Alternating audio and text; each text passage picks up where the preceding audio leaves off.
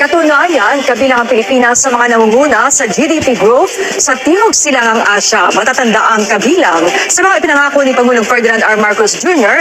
ang pagbawi ng ekonomiya ng bansa at maramdaman ito ng lahat ng Pilipino ang paglago ng ekonomiya. Yan ang ulat ni Sir Jinping.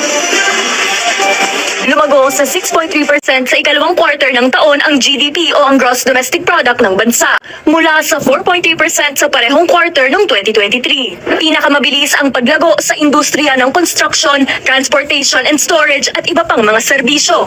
Ang Gross National Income naman pumalo sa 7.9%.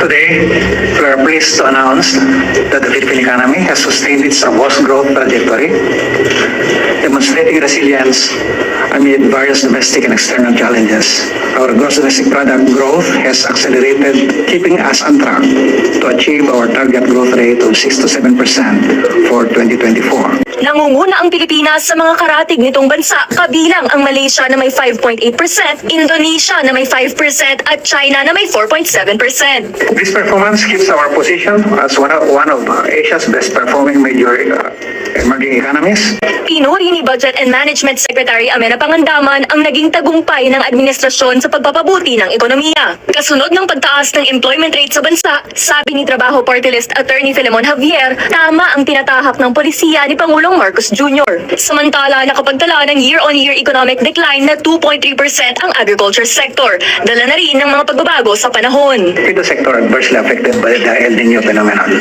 Ang pagsipa ng GDP growth ay dahil na rin sa 11.5% na malaking dagdag sa total investments, karamihan sa construction. Public construction sustained double-digit growth, 20.8% from 12.1%. Private construction likewise accelerated, particularly commercial construction. Giit ni Secretary Barisacan, ang pagsisikap ng pamahalaan para tugunan ang problema ng kahirapan ay nagbubunga na ng resulta.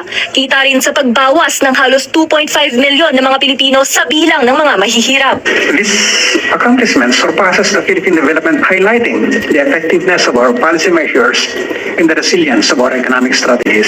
Prioridad ang food security sa ilalim ng administrasyon ni Pangulong Marcos Jr. To protect our people from such economic shocks and sustain the momentum for poverty reduction, Inaasahan namang magsistabilize ang inflation sa darating na mga buwan. we expect it to revert to its longer-term downtrend as we aim for our target range of 2 to 4%. Tinitiyak naman ni House Speaker Martin Romualdez na nakatutok ang pamahalaan sa paniniguro na ang paglago ng ekonomiya ay mararamdaman ng lahat ng mga Pilipino.